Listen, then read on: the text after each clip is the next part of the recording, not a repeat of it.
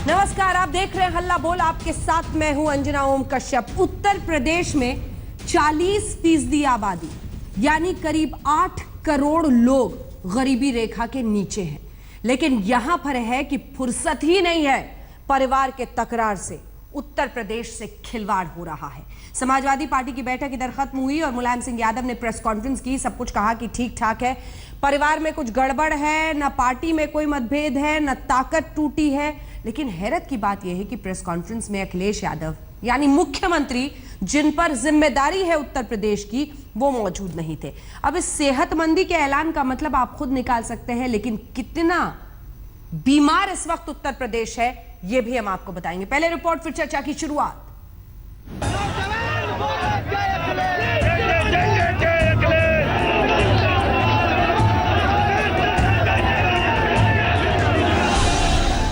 बैठक, विवाद, भारी मनमुटाव और उसे सुलझाने के लिए जब समाजवादी एक मंच पर बैठे तो बाहर कार्यकर्ताओं ने बवाल जारी रखा। अखिलेश के समर्थन में नारे लगते रहे।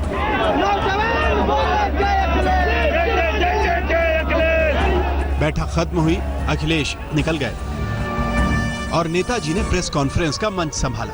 एक तरफ शिवपाल थे, दूसरी ओर पुराने विश्वासी। जैसे पर्दे से टूटे फूटे घर को ढक कर रखा जाता है, वैसे ही नेताजी ने रिश्तों का पर्दा खींचा। बोले, सब ठीक है। हमारे परिवार एक है, पार्टी एक है। यानी अखिलेश जी पार्टी एक है, परिवार एक है, पूरे कार्यकर्ता, पूरे नेता एक हैं। और शिवपाल जी ने कल अखिलेश जी को झूठा करा दिया। अब एक कोई पूछे, झूठा करा दिया। बात आई कि अखिलेश का क्या होगा तो नेताजी बोले, अखिलेश बने रहेंगे मुख्यमंत्री, लेकिन 2017 में क्या होगा ये कोई नहीं जानता। बहुमत मिला तो मुख्यमंत्री का फैसला होगा। क्या ये ओपन सवाल है सर कि अगर आपकी बहुमत आई, हो सकता है आपका बहुमत आए तो वही मुख्यमंत्री है तो खेल रहे हैं, कोई आपत्ति आगे भी रहेंगे। आज मुख्यमंत्री है अखिलेश, तो मुख्यमंत्री के लिए किसी को आपत्ति है? कोई आपत्ति नहीं। सवाल अमर सिंह के लिए भी दागे गए, लेकिन मुलायम अमर का सवाल टाल गए और राम गोपाल के आरोपों को गैर जरूरी बताया। कि राम गोपाल ने आज बयान दिया है कि खोटे सिक्के के चक्कर में असली सिक्के को पार्टी से बाहर कर दिया है। आप कैसे देखते? राम गोपाल जी ने कहा है एक खोटे सिक्के के लिए। उनकी बात का अब कोई मैं महत्व नहीं देता हूँ। सीधा उत्तर है कि इनको अखिलेश का मुख्यमंत्री बनना, अखिलेश की पॉपुलैरिटी ये पसंद नहीं आई। इससे लगता है अंदर से जलन हो रही है। होना नहीं चाहिए। कोई हर बाप ये चाहता है उसका बेटा उससे बढ़कर निकले, लेकिन यहाँ ये बिल्कुल उल्टा हो रहा है। ये आश्चर्य की बात है और दुखद बात है। दिलचस्प बात ये रही कि नेताजी ने 2012 की जीत का श्रेय खुद को दिया। बोले, जनता ने बहुमत उनके नाम पर दिया था। अखिलेश प्रेस कॉन्फ्रेंस में नहीं आए तो इतनी बात साफ हो गई कि प्रेम का धागा जो चटका कर तोड़ा गया है, फिलहाल जुड़ तो गया है, लेकिन बड़ी सी गांठ के साथ। सवाल यह है कि जब मंच पर नेताजी के सामने ही हाथापाई की नौबत आ जाती है तो नेताजी किस किस मंच पर और कब कब कहते फिरेंगे कि पार्टी भी ठीक है, परिवार भी और ताकत भी कम नहीं हुई। बालकृष्ण, लखनऊ, आज तक। देश का सबसे बड़ा राज्य है, लेकिन प्रति व्यक्ति आय के मामले में देश में 32वें नंबर पर उत्तर प्रदेश है। कई खास मेहमान हमारे साथ चर्चा में जुड़ रहे हैं, जिनके साथ हम चर्चा की अब शुरुआत करना चाहेंगे। सबसे पहले आपको बताएं, सुधांशु त्रिवेदी जी, राष्ट्रीय प्रवक्ता भारतीय जनता पार्टी के हमारे साथ हैं। बीएसपी की तरफ से सुधींद्र भदौरिया साहब हमारे साथ जुड़ गए हैं। संजय सिंह जी, प्रवक्ता कांग्रेस पार्टी के हमारे साथ जुड़ गए हैं। मनीषा प्रियम, पॉलिटिकल एनालिस्ट, जुड़ गई हैं। नावेद सिद्दीकी साहब समाजवादी पार्टी से कुछ देर में हमारे साथ जुड़ेंगे। सबसे पहले आपके पास आते हुए सुधींद्र भदौरिया साहब, क्योंकि अब नावेद सिद्दीकी साहब का तो जरा इंतजार करना होगा, पहला सवाल उन्हीं से बनता था। लेकिन कुल मिलाकर जो परिस्थिति बनती हुई दिख रही है, उत्तर प्रदेश को ताक पर रखकर परिवार का यह मामला लग रहा है कि आज कम से कम सीज फायर मुलायम सिंह करने में कामयाब हो गए हैं। हो गया है? देखिए, मैं आप ही ने जो बहस की शुरुआत की और मैं मौजूदा संदर्भ तक ही सीमित रखना चाहूंगा। आज उत्तर प्रदेश में आपने कहा 40% लोग गरीबी रेखा के नीचे रह रहे हैं, तो मैं समझता हूं लगभग 8 करोड़ से ऊपर लोग गरीबी रेखा के नीचे जो रह रहे हैं, हाँ। वो निस्संदेह निरक्षर भी होंगे, वो बेरोजगार भी होंगे और जब इतनी बड़ी संख्या में बेरोजगार, निरक्षर और स्वास्थ्य के अभाव में रह रहे हैं और कुछ लोग केवल परिवार तक सीमित होकर लड़ रहे हैं, जिस तरह से हमने कल देखा, और मैं आपको बतला दूं, जो गुत्थम गुत्था वहां हुई, माइक की छीन झपटी हुई और उनसे ये तक कह दिया गया कि मुख्यमंत्री झूठ बोलते हैं, उसके बाद क्या आप उम्मीद करती हैं कि उनमें एकता होगी? और आज अगर एकता हुई होती तो प्रेस कॉन्फ्रेंस के अंदर अखिलेश भी रहे होते और बाहर नारे नहीं लग रहे होते। सोशल मीडिया में तमाम तस्वीरें आ रही हैं जिसमें मुक्केबाजी बाहर चल रही है। हाँ। किस तरह की एकता की बात हो रही है? अगर एकता रखनी है तो आपको पार्टी के अंदर एक अनुशासित कार्यक्रम के साथ, सिद्धांत के साथ, नीति के साथ रहना चाहिए था। ये नहीं कि हर नए महीने में कोई ड्रामा होता है कि मंत्री हटाए जाते हैं फिर लिए जाते हैं। वही गायत्री प्रजापति, गायत्री प्रजापति जिन्होंने खनन का वो किया था घोटाला, उनको फिर से सम्मानित कर लेते हैं अखिलेश। किस तरह का साफ चेहरा है अखिलेश का, हम आप ही से पूछना चाहते हैं। बिल्कुल। और गायत्री प्रजापति 2000 के आसपास बीपीएल कार्ड होल्डर थे। आज जब वो मंत्री हैं और पिछली बार जब एफिडेविट में उन्होंने संपत्ति भरी थी तो 96 करोड़ था, और कई लोग मानते हैं ऑफ द रिकॉर्ड कि इससे कहीं ज्यादा उनकी पूरी संपत्ति है। तो ये तस्वीर है, और खुद अखिलेश ने उठकर कहा कल बैठक में कि ये ईमानदार नहीं है, बेईमान है। इन सब के बीच सुधांशु त्रिवेदी जी, बड़ा सवाल यह है कि परिवार में इनके एकता हो या ना हो, मुख्यमंत्री अखिलेश ही रहेंगे, ये मुलायम सिंह यादव ने कह दिया, तो फिर जिसको हल्ला मचाना है मचाए, सरकार तो अखिलेश ही चला रहे हैं।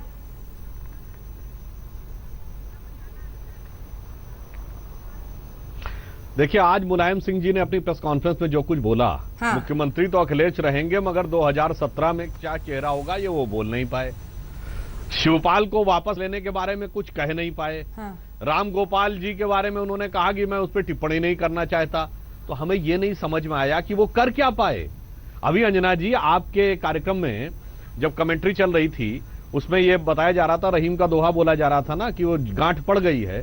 तो आज जो स्थिति समाजवादी पार्टी के प्रथम परिवार में हो, उस पर रहीम का दूसरा दोहा बिल्कुल सही लगता है कि बिगड़ी बात बने नहीं, लाख करो किनकोए, रहीमन बिगड़े दूध को मथे न माखन होए। तो अब उसमें से माखन जो है चाहे भी तो मुलायम सिंह जी निकाल नहीं सकते। दूसरा निष्कर्ष आज मुलायम सिंह जी की बात का ये लगता है कि जब मुलायम सिंह जी पहली बार मुख्यमंत्री बने थे 1989 में, तो एक व्यापक जनाधार वाले समाजवादी नेता थे जिन्हें धरती पुत्र कहा जाता था। फिर संकुचित हुए वर्ग के नेता, संकुचित हुए जाति के नेता, फिर सत्ता देने की बात आई तो परिवार के नेता, और अब स्थिति ये हो गई क्योंकि नहीं आए अखिलेश आज मीटिंग में, तो धरती पुत्र आज अपने परिवार में न भाई का नेता रह गया न पुत्र का नेता रह गया। ये आज वस्तु स्थिति मुलायम सिंह जी की हो गई है, जो इस प्रेस कॉन्फ्रेंस के बाद एकदम स्पष्ट दिखाई पड़ती है। ठीक है संजय जी, ये गांठ पड़े तो पड़ जाए, किसी और को क्या परेशानी है? और जहां तक एक बात मैं और कहना चाहूंगा, जल्दी से बोल। एक वाक्य बस मैं ये कह दूं कि भाई, उत्तर प्रदेश की जो आपने दयनीय वस्तु स्थिति बताई कि प्रति व्यक्ति आय में स्थिति, इसके लिए कौन जिम्मेदार है?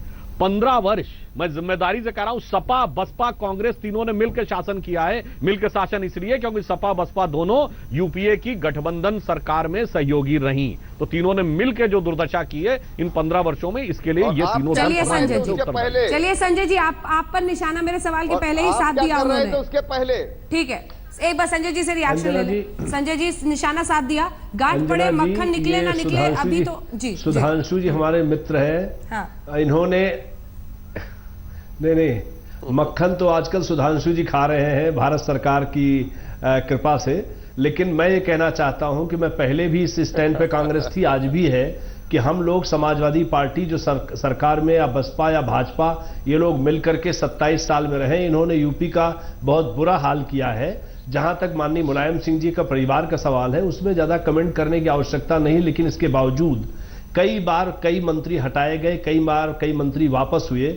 आज की वर्तमान स्थिति जो है, पहले स्टैंड था कि अखिलेश यादव जी मुख्यमंत्री हैं, रहेंगे, लेकिन इसके थोड़े दिन पहले यह तय हो गया था कि माननीय अखिलेश यादव ही भविष्य में भी मुख्यमंत्री रहेंगे। आज माननीय नेताजी मुलायम सिंह जी ने स्पष्ट कर दिया कि आगे वो नहीं रहेंगे। न शिवपाल जी वापस हुए, न राम गोपाल जी वापस हुए, हाँ। न तमाम 3-4 मंत्री वापस हुए। और गायत्री प्रजापति जो केक के ऊपर सबसे बड़ी चीज है, जो भ्रष्टाचार की, जिसके बारे में पूरे देश दुनिया में चर्चा है, लेकिन अभी भी वो वर्तमान में मंत्री है। उत्तर प्रदेश सरकार लोकप्रिय बिल्कुल नहीं है, लोकप्रियता खो चुकी है और जनता का विश्वास भी खो बैठी है। आज जो प्रदेश में हालात हैं, चाहे गरीबी हो, चाहे लॉ एंड ऑर्डर हो, जो तमाम सारी और भ्रष्टाचार की चीजें हैं उस पे ऊपर है। लेकिन आज सबसे बड़ी चीज मैं कहना चाहता हूं कि जो जनता का विश्वास मिला था इस सरकार को 12 में, वो सारा उस विश्वास के साथ ये बहुत बड़ा धोखा है। बिल्कुल, जनादेश जिस तरह का मिला था प्रचंड। मनीषा प्रियम जी, मतलब जैसे खिलवाड़ का अखाड़ा बना दिया हो, 21 बार मंत्री बदले गए हैं। एक बार पिता ने कहा नहीं वापस लो इनको, चारों को वापस ले लिया, फिर ठनी क्योंकि शिवपाल ने कुछ इनके लोगों को हटा दिया, फिर वापस कर दिया। तमाशा और अखाड़ा बन के रह गया है और उत्तर प्रदेश की अनदेखी हो रही है। देखिए, बिल्कुल उत्तर प्रदेश की अनदेखी हो रही है और एक तरह से अगर आप देखें तो यही वो युग है जबकि बगल का राज्य बिहार, जिसको कि अमूमन बहुत ही गरीब और पिछड़ा प्रदेश माना जाता था, वहां विकासवाद की लहर, विकासवाद की राजनीति फली फूली। और अगर अब आप देखें तुलनात्मक तरीके से तो उत्तर प्रदेश के कई सारे शहर जो बिल्कुल बिहार से लगे हुए हैं, स्तर बिल्कुल बुरा दिखता है, सड़कें बिल्कुल बुरी दिखती हैं, बिजली की स्थिति अभी ठीक हुई है पर वो वाली बात नहीं जो बिहार में दिखती है। तो एक तरह से जो नागरिक वहां रह रहा है वो अपने साधारण जीवन को समझता है कि उसके साधारण जीवन का स्तर बहुत बुरा है।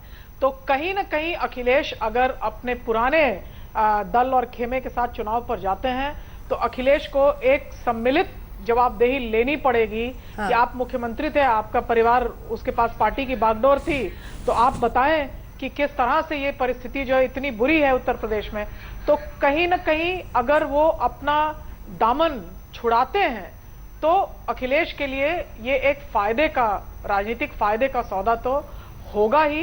बहरहाल उत्तर प्रदेश की जिंदगी, उत्तर प्रदेश के नागरिकों की साधारण जिंदगी जो है वो बुरी, बदतर और दर बदर और बदतर हुई जा रही है। बिल्कुल, और इसमें दो राय नहीं। फुल फ्रेम ये दिखाइए जरा, आंकड़े हम अपने दर्शकों को दिखा रहे हैं किस तरह की परिस्थिति है। दरअसल 21वें नंबर पर है शिक्षा के मामले में, स्वास्थ्य के मामले में भी 21वें नंबर पर है, बुनियादी ढांचे के मामले में 16वें नंबर पर है। ये देखिए उत्तर प्रदेश की बदहाली के आंकड़े हम दिखा रहे हैं। सवाल यह है कि अखिलेश यादव को ये सब समझ में आ रहा है कि या फिर नहीं। प्रति व्यक्ति आय दिखा रहे, 16% आबादी है और जीडीपी में योगदान सिर्फ 8% है।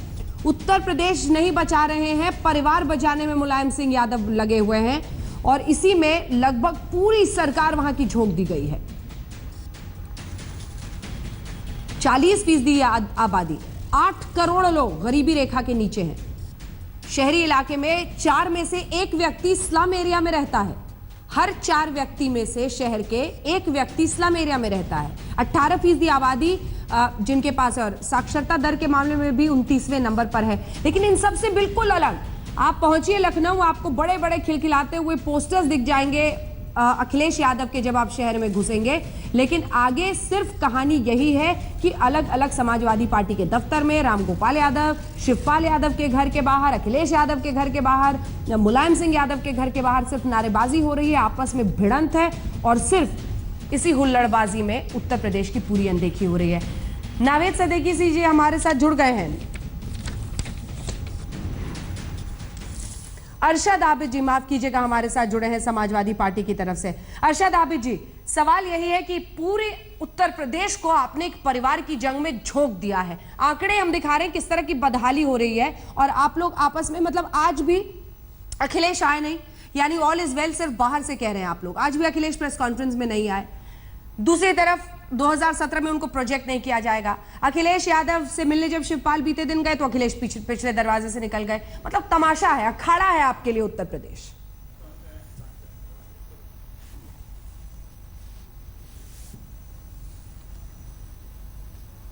अरशद जी, आपसे पूछ रही हूं, आवाज आ रही है? परिवार में तकरार और उत्तर प्रदेश में खिलवाड़ी, कहने में बहुत बुरा लग रहा है लेकिन दिल पर पत्थर लगकर आपको दिखाते हैं कि कैसे पाकिस्तान से भी गया गुजरा हाल है उत्तर प्रदेश का। आबादी पहले देख लीजिए, 21 करोड़ है, 20 करोड़ पाकिस्तान की है। यूपी में $793 प्रति व्यक्ति आय बता रहे हैं और 1427 है पाकिस्तान में। ब्राजील बता रहे हैं, नाइजीरिया बता रहे हैं।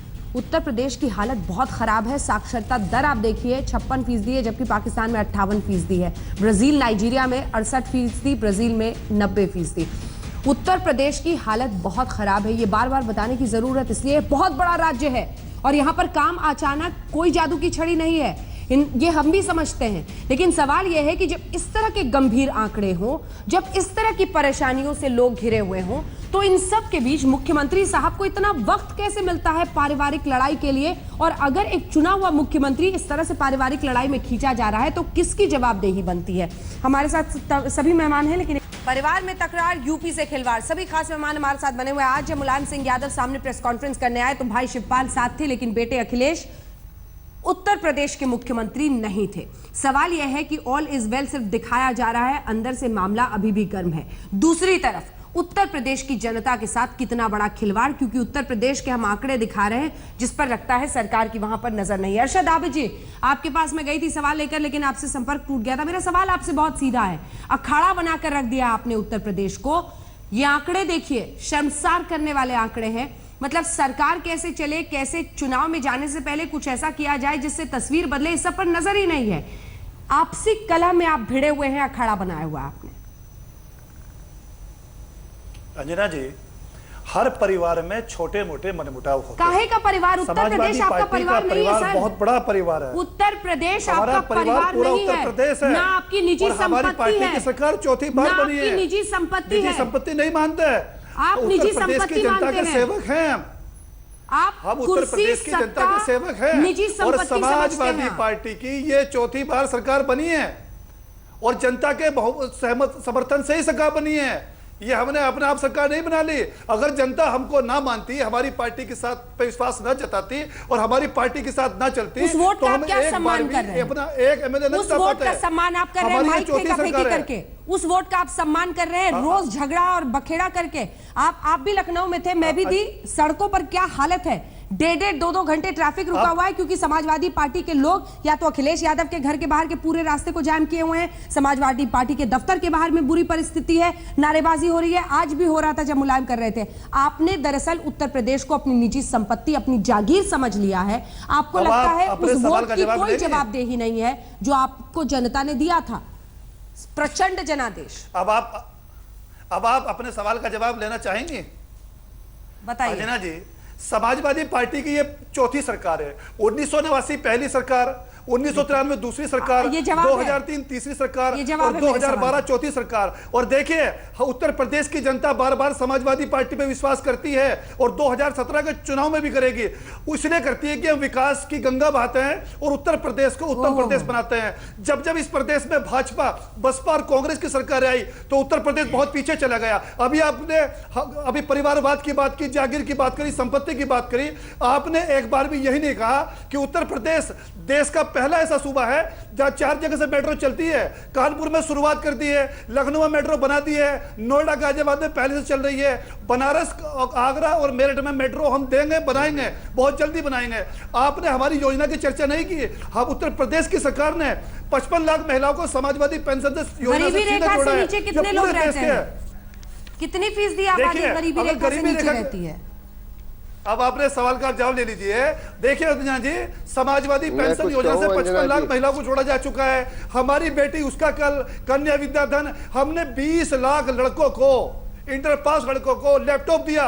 पूरी दुनिया में किसी कंट्री में, किसी में स्टेट में किसी लड़के को लैपटॉप तो छोड़िए, स्मार्टफोन तक नहीं दिया जाता। सर टीवी है सामने में? जी टीवी है आपके सामने में? आज तक दिख रहा है कहीं? नहीं, मेरे सामने टीवी नहीं है। मैं टीवी से अलग बैठा हुआ हूँ। छोड़िए, छोड़िए। फिर आबादी हम बता रहे हैं 14 करोड़ 1991 में आबादी थी, आज 24 करोड़ हो गई है। गरीबी रेखा के नीचे 40% बेरोजगारी भत्ता जो पूरी दुनिया में कहीं नहीं है। समाजवादी पार्टी ने 2012 में अपने मैनिफेस्टो में जो वादे किए वो सारे वादे पूरे किए। ठीक है। और जनता फिर हम पे विश्वास करेगी। हम आप ही की बात मान लेते हैं। हम भी यही हैं। सरकार का होना ना होना कोई मतलब नहीं रखता उत्तर प्रदेश में। सरकार का होना ना होना कोई मतलब नहीं रखता। सरकार होने का मतलब होता है लैपटॉप बांट दीजिए, आईपैड बांट दीजिए। अंजना जी, आपकी अनुमति हो तो मैं 2 शब्द कहूं। एक सेकंड सर, शुरू करते हैं वहां से। सुधांशु जी हाथ उठा रहे थे के लिए बहुत विकास की गंगा बह रही है। सुधांशु त्रिवेदी जी, शोषितों को, मजलूमों के बच्चों को लैपटॉप देकर दिखाए ना। हमारी सरकार ने अगर गरीबों के बच्चों को, विकास की गंगा करने वाले बच्चों को लैपटॉप दे दिया तो ये विरोधी लोग उसका विरोध कर रहे हैं। ये नहीं चाहते कि हमारे गरीब घरों के बच्चे IAS IPS बने, आईपीएस बने, आईआरएस बने, आईटीएस बने, आईएएस बने, डॉक्टर बने, एमबीबीएस, एमएससी बिल्कुल नहीं चाहते। ये चाहते हैं कि हमारे बच्चे बिल्कुल मजदूर बने, हमारे बच्चे चौकीदार बने। लेकिन समाजवादी पार्टी की सरकार ने उत्तर प्रदेश के नौजवानों को लैपटॉप देकर, सुधांशु जी बोले, एक सेकंड आबिद भत्ता देकर बहुत बड़ा काम किया। ये थोड़ा आंकड़े देखिए अंजना जी, अभी अरशद आबिद जी जिस आवेग के साथ बोलते चले जा रहे हैं, उन्होंने खुद ही कहा चौथी सरकार, और देखिए उन्होंने बड़ी अच्छी बात कही, हमारे बच्चे आईएएस बने, पीसीएस बने। हाँ बने साहब, मगर सारी प्रतिभा केवल 2 जिलों में नजर आई।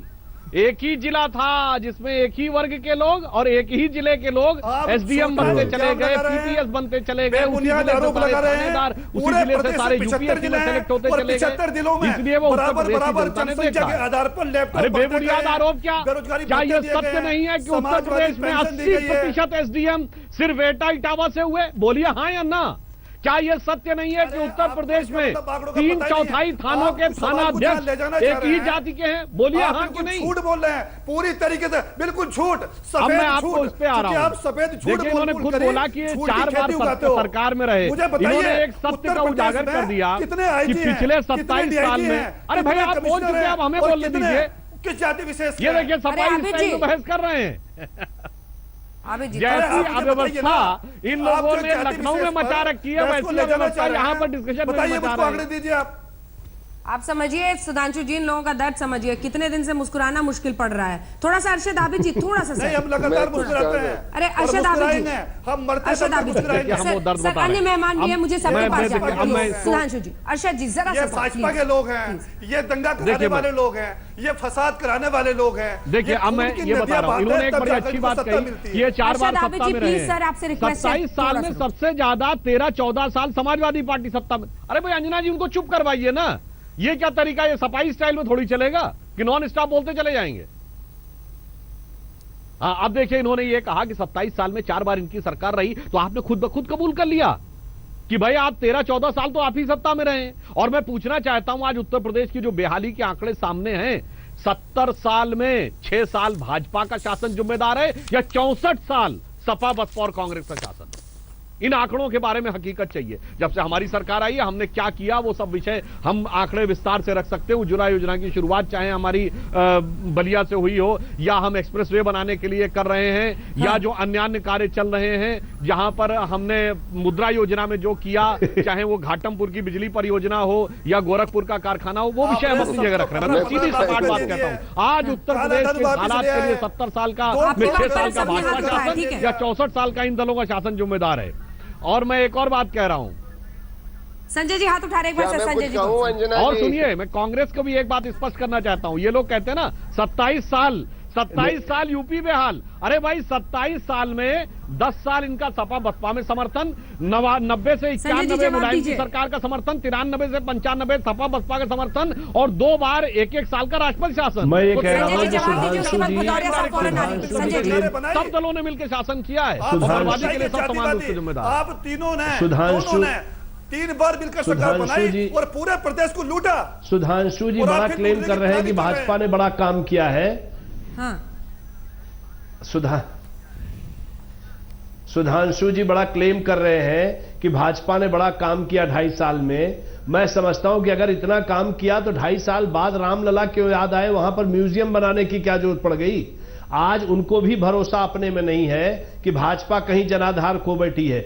आज छोटा सा ऑपरेशन भारतीय सेना ने किया, इसका तो पूरा देश में ढिंढोरा पीटा गया। इंदिरा गांधी ने बांग्लादेश बनवा दिया, पाकिस्तान जीत करके उसका हिस्सा करा दिया, और दुनिया का रिकॉर्ड है कि 1 लाख पाकिस्तानी सेनानियों का सरेंडर कराया था। आज भारतीय जनता पार्टी बड़ा भारी श्रेय ले रही है सर्जिकल स्ट्राइक का, तो आज 250 गुना रेलवे किराया बढ़ गया, इसका श्रेय किसको जाता है? आज तमाम सारी महंगाई आसमान में घूम रही है, इसका श्रेय किसको जाता है?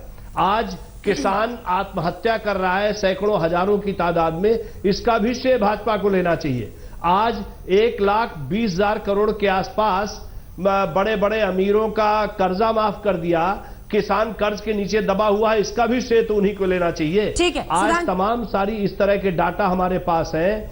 आज किराया बढ़ गया, आज महंगाई बढ़ गई। इसका जवाब लास्ट में लूंगी, अभी नहीं सुधांशु जी थोड़ा सा रुक जाइए। भदौरिया साहब, अकेले उत्तर प्रदेश में 2020 में 5 करोड़ बेरोजगार होने वाले हैं। इसका जिम्मेदार कौन होगा? देश की बेरोजगारी की जिम्मेदारी कौन लेगा? आज ये तमाम सारी चीजों की का भी श्रेय भाजपा को लेना चाहिए। के अंदर संजय जी, मैं इस बहस के अंदर जो आपकी मूल बहस थी उत्तर प्रदेश के हालात की, उस पर केंद्रित करते हुए, और विशेषकर जब आपने खुद ही इस बहस के अंदर उठाया कि ऑल इज वेल, अगर ऑल इज वेल होता तो क्या आपने खुद देखा कि रामगोपाल यादव कह रहे हैं कि मुलायम सिंह जी जलन से प्रेरित हैं, जलनवाद से प्रेरित हैं, इसीलिए उनका लोकप्रिय होना उनको पसंद नहीं आ रहा है। अखिलेश को वो कह रहे हैं, इनके दूसरे चचा, कि वो झूठ बोलने की आदी हैं। और इतना ही नहीं, अखिलेश कह रहे हैं अमर सिंह के लिए कि ये हमारे खिलाफ कॉन्स्पिरेसी कर रहे हैं। ये पूरी कॉन्स्पिरेसी का क्या पार्टी बन गई है? कॉन्स्पिरेटोरियल फैमिली बन गई है। और इस तरह के हालात में अगर ये पार्टी एकजुट भी रहेगी तो मैं आपको बतला दूं, उत्तर प्रदेश में इनका जो चुनाव लड़ने का तरीका होगा, ये अपने उम्मीदवारों के खिलाफ ही चुनाव लड़ेंगे, उत्तर प्रदेश में चुनाव नहीं लड़ेंगे। क्योंकि इन्होंने उत्तर प्रदेश के काम नहीं किए। इन्होंने खाली एक इंटरनेशनल एयरपोर्ट बना दिया एसएफआई में, एक लाइन सफारी बना दी, वहां पर एक एसएफआई को इन्होंने सरकार में 2 सीएमओ का मर्डर हुआ, एक सीएमओ का जेल के अंदर मर्डर हुआ, एक सीएमओ का जेल के बाहर मर्डर हुआ, डीजी फैक्ट्री का मर्डर हुआ, इंजीनियर मनोज गुप्ता की हत्या हुई, एक आईएएस ने खुदकुशी की, जितना भ्रष्टाचार बसपा की सरकार में था, 40,000 करोड़ रुपए के टोल बना दिए गए, एक फांसी की कीमत 68 लाख रुपए है। चलिए ठीक है, गुंडागर्दी और लॉ एंड ऑर्डर खराब होने के इन तमाम आरोपों के बीच में मनीषा जी, एक सवाल मेरा आपसे यह है कि ये अभी भी एक मिस्ट्री है कि अखिलेश और मुलायम के बीच में, पिता पुत्र के बीच में ये हो क्या रहा है? पुत्र को बचाने के लिए पब्लिकली फटकारते हैं या फिर वाकई जलन है, जैसा कि राम गोपाल यादव का एनालिसिस है? क्या हो रहा है दोनों के बीच में, क्या समझ में आता है? देखिए, क्या हो रहा है, जो कुछ भी हो रहा है, ये बहुत ही बुरा दिन है। भारत के लोकतंत्र में सबसे बड़ा ये राज्य है। और मुझे अभी हंसी आ रही थी, आपके पैनल पे कांग्रेस पार्टी के भी प्रवक्ता थे, वो इंदिरा गांधी के दिन चले गए, कोई और प्रवक्ता थे वो बसपा के प्रवक्ता थे। उनको अब याद दिलाऊं कि उनके राज्य में यहाँ बिल्कुल इराक की तरफ बड़े बड़े पार्क बनाए गए, हाथी, और एक लोकतंत्र में चयनित मुख्यमंत्री का मूर्ति बना के लोगों को मूर्ति पूजा दिखाया गया। और उत्तर प्रदेश के इतिहास में ये तीसरा दौर है जब पारिवारिक घमासान पब्लिकली प्ले आउट किया जाए। और लोकतंत्र में लोगों की बस यही हस्ती रह गई है कि चुनाव के पहले तुम देख लो कि हम कैसा दंगल, हम क्या मतलब है आखिर किसी को कि उनके भाई और उनके चाचा, उनके भतीजे के बीच में बन रही है कि नहीं बन रही है, उनके बड़े बहू की उनके छोटे बहू से बन रही है कि नहीं बन रही है, और उनके परिवार में उनके पिताजी के कौन मित्र हैं और उनके रामगोपाल जी उनको पसंद आते हैं कि नहीं पसंद आते हैं। ये दुनिया की लोकतंत्र में इतने ओछे और गिरे हुए स्तर का लोकतांत्रिक जो चर्चा है, डिबेट है, वो कहीं देखा नहीं जाता है। मुझे ये समझ में नहीं आता कि धर्म परिवर्तन का बात हम बहुत करते हैं, लेकिन राजनीतिक परिवर्तन क्या लोकतंत्र में, राजनीतिक परिवर्तन की तरफ इस देश में किसी की नजर जाती नहीं। वक्त की कमी है, बहुत बहुत शुक्रिया आप सभी का। लेकिन जो मनीषा प्रियम जी ने कहा उसी से इस पूरी बहस का अंत होना चाहिए। राजनीतिक परिवर्तन की तरफ नहीं, बल्कि लगता है कि और कई दशक पीछे हम पहुंच रहे हैं। उत्तर प्रदेश आखिर खोज रहा है कि किसकी जवाबदेही बनती है। अलग अलग मुख्यमंत्री आए, लेकिन देखिए क्या हालत है। स्वास्थ्य मामले में देश में 21वें नंबर पर है सबसे बड़ा राज्य। शिक्षा के मामले में भी 21वें नंबर पर है सबसे बड़ा राज्य। बुनियादी ढांचे के मामले में 16वां नंबर है। प्रति व्यक्ति आय के मामले में देश में 32वां नंबर है। लेकिन यहाँ अखिलेश यादव को चचा से, पिता से, चचेरे भाई से, इन सबसे फुर्सत मिले तब तो इस पर नजर जाए। देखते रहिए आज।